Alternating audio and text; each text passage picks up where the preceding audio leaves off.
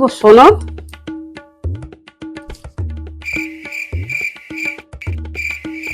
আমার অনেক জামা কাপড় হয়ে গেছে, ভাবছি গরিব দুঃখীদের এই কাপড় জামাগুলো সব দিয়ে দেবো।